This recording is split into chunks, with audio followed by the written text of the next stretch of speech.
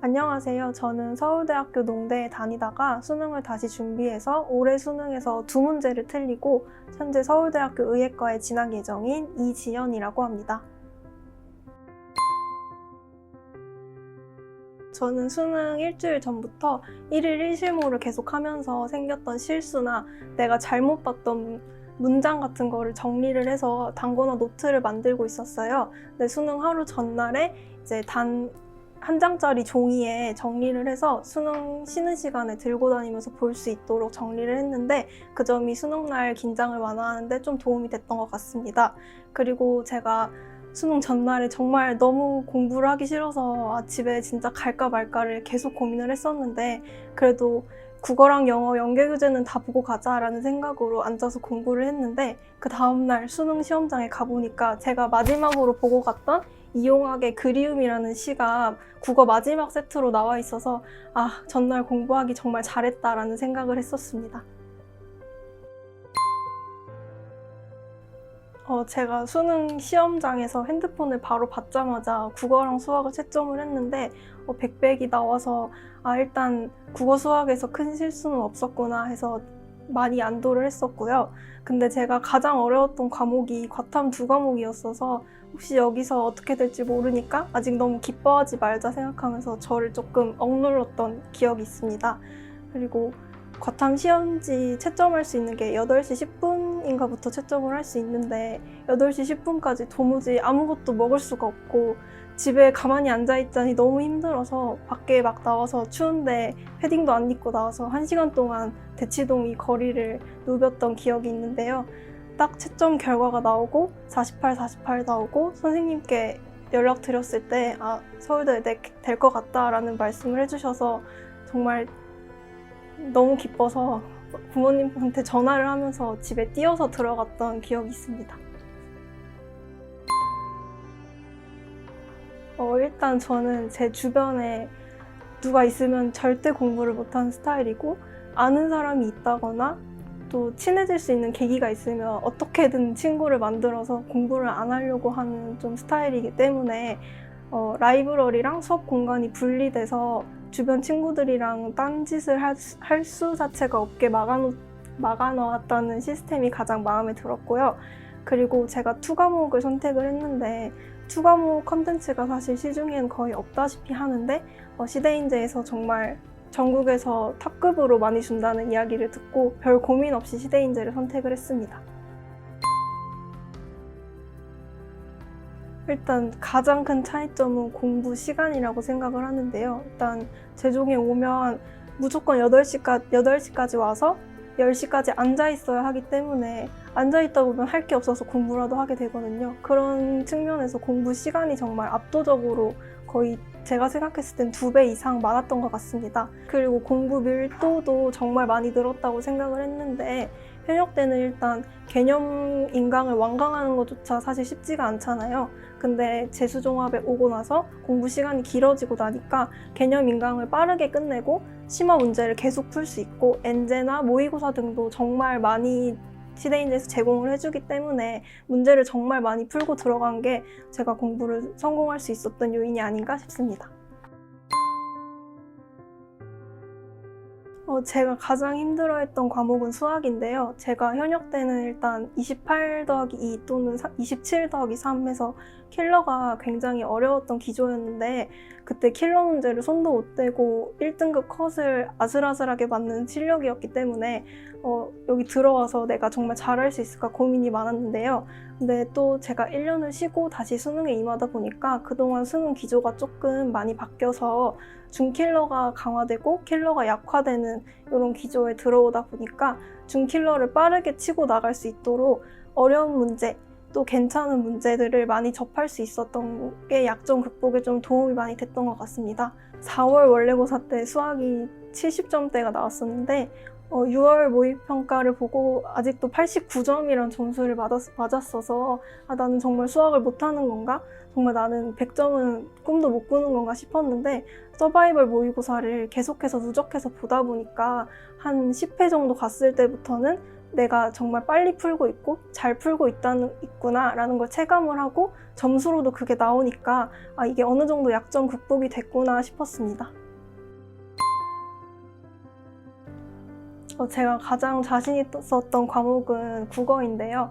어렸을 때부터 텍스트를 많이 접해서 새로운 텍스트를 읽는 것에 별로 거부감이 없었기 때문에 그냥 국어는 재수할 때도 그냥 연계교재 정도만 보고 가면 되겠지라는 생각으로 살짝 안일하게 임했었던 것도 있는 것 같습니다. 근데 국평 때 정말 국어를 거나하게 말아먹고 내 방법이 좀 잘못됐구나 싶었는데 그때 김은영 선생님께서 국평은 중간 점검일 뿐이니까 점수에 너무 연연하지 말고 혹시 지금 못 본 학생이 있으면 기출 분석부터 다시 꼼꼼하게 하면 승산이 있을 거다라고 해서 국평 때부터 저는 다시 기출을 보고 연계교재 학습을 하고 그리고 시대에서 일주일에 한 번씩 나오는 간슬개를 풀면서 감을 조금 끌어올리는데 도움이 됐던 것 같습니다.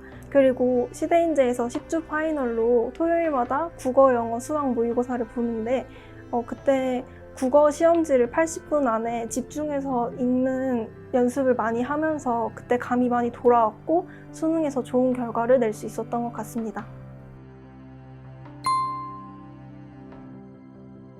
저는 과학탐구를 생명과학원 화학2를 응시를 했는데 이 두 과목 모두 다 뭔가 한 가지 원툴로 시험지 전체를 부술 수 있다 이런 과목이 절대 아니라고 생각을 합니다. 그런 점에서 최수정 선생님이랑 강준호 선생님께서 여러 가지 풀이를 보여주시고 여러 가지 논리를 보여주셨는데 그런 것을 습득하고 나 혼자 시행착오를 하는 과정에서 되게 실력이 많이 늘었다고 생각을 해요. 그리고 시대인재 서바이벌 모의고사를 응시를 하면서 이제 선생님들께서 알려주신 논리가 정말 나한테 습득이 되었는지 확인을 할 수 있었고 그리고 그 논리가 정말 시험지 내에서 쓸모가 있는 것인지도 한 번씩 점검을 하면서 내 실력이 정말 늘어가고 있는 것인지를 내 점수를 통해서 또 확인을 할 수 있어서 선생님들의 논리를 통해서 새로운 방법을 배우고 그 방법을 이제 실무에다가 적용해보는 연습이 과탐 공부에는 가장 큰 도움이 많이 되지 않았나 생각을 합니다. 제가 화학 쪽을 전공을 했는데 그래도 가장 잘하는 게 화학 과목이라서 화학2를 선택을 했던 것 같습니다.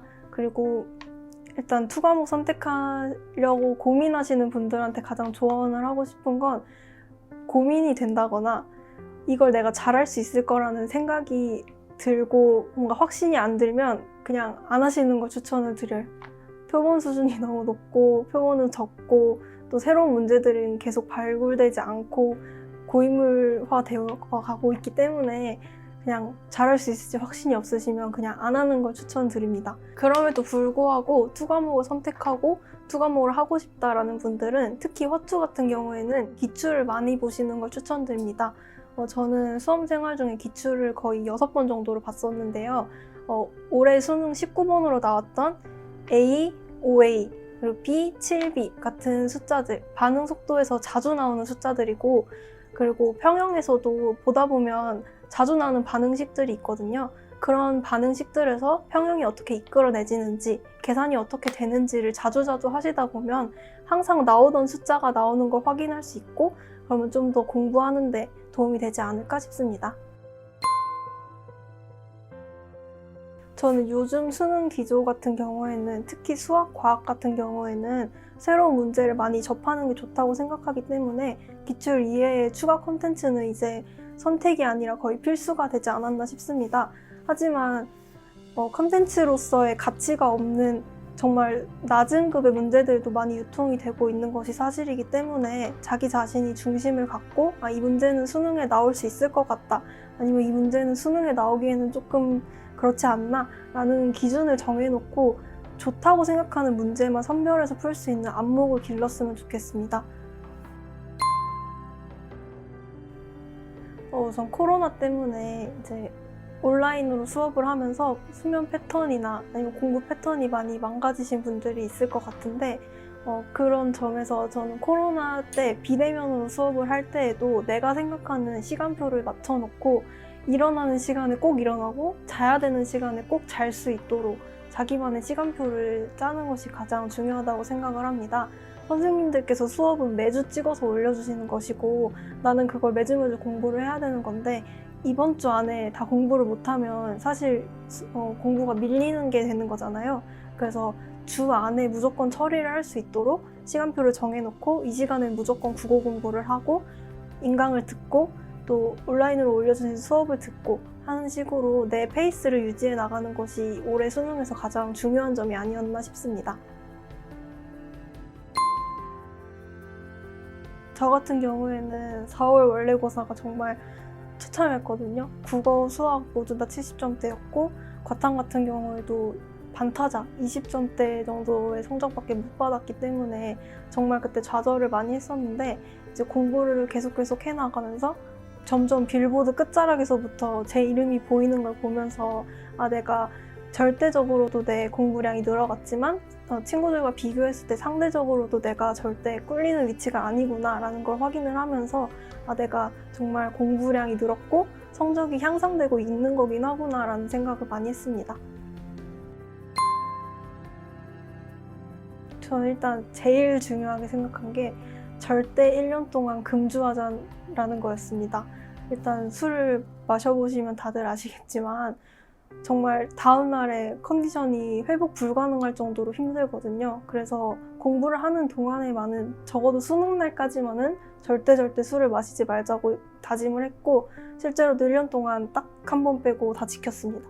그리고 두 번째로 중요한 게 저는 수면 패턴 관리라고 생각을 해서 수능이 치러지는 8시부터 4시, 5시까지는 가능하면 자지 않으려고 노력을 했어요. 그리고 아침에도 수능날 일어날 거라고 생각되는 6시에 꼭 일어나고 밤에도 전날에 제가 11시 반에 자기로 결심을 했기 때문에 11시 반까지는 잠들 수 있도록 침대에 누워 있도록 노력을 많이 했습니다. 저는 슬럼프가 9평을 채점한 직후에 왔었습니다. 이제 오랫동안 코로나 때문에 학원을 못 가다가 오랜만에 9평을 보러 학원에 가서 오랜만에 보는 학원생 친구들과 되게 으쌰으쌰 하면서 좋은 분위기로 9평을 쳤는데 막상 채점을 하고 나니까 너무 못 본 거예요. 근데 주변 친구들은 또 이번 9평은 좀 쉬웠던 것 같다 이런 얘기를 되게 많이 해서 그 얘기를 듣고 나서 내가 지금까지 무슨 공부를 했던 거지? 내가 공부한 방향은 맞는 건가? 라는 생각을 하면서 정말 공부하기 힘들고 손에 잡히지도 않고 정말 그때 큰 슬럼프가 왔던 것 같습니다. 근데 저는 슬럼프를 극복할 수 있는 완전한 마스터키는 없다고 생각을 했어요. 그래서 더더욱 슬럼프이기 때문에 나는 절대 쉬면 안 된다. 꼭 책상 앞에라도 앉아 있어야 한다. 집중이 안 되면 안 되는 대로, 공부가 안 되면 안 되는 대로 어떻게든 뭐든 해야 된다고 생각을 해서 책상 앞에 앉아 있으려고 노력을 많이 했고 내 실력을 키워서 내가 받은 이 점수에서 벗어나는 게 슬럼프 극복이라고 생각을 했기 때문에 슬럼프 때 오히려 더 열심히 공부하기 위해서 노력을 했던 것 같습니다. 저 같은 경우에는 이제 현역 때 수시로 학교를 갔기 때문에 되게 친구들과의 비교 우위에 있는 거를 되게 중요하게 생각을 했어요. 근데 처음 빌보드에 이름조차 들지 않았던 거를 보고 정말 많이 낙담도 하기도 했는데 이제 공부를 하면 할수록 내가 한 실력만큼, 내 점수만큼 점점 빌보드에 들고 상위 등수로 진입하는 걸 보면서 더 나를 책찍질할 수 있고 내가 좀 더 열심히 해야겠구나. 다른 친구들은 이렇게 좋은 점수를 받았구나. 나만 이렇게 어렵다고 생각을 했구나. 라는 것을 좀 생각을 하면서 좀 더 열심히 할 수 있는 계기가 되었다고 생각합니다. 일단 재수를 한 번이라도 생각해 봤다거나 지금 입시가 모두 다 끝난 시점에 뭔가 수능을 어떻게 하면 좀 더 잘 볼 수 있었을까 자꾸 후회가 남는 친구들이 있을 건데 저는 수능에 뭔가 후회가 생기거나 입시에 내가 후회가 생기면 꼭 몇 년이 지나서든지 다시 수능을 보게 된다라는 주의거든요. 그래서 혹시나 수능에 미련이 남는 분들이 있으시다면 빨리 결정을 해서 정말 수능에 쏟을 수 있는 에너지를 정말 미련 없이 다 쏟고 수능판을 기분 좋게 떠나실 수 있었으면 좋겠습니다.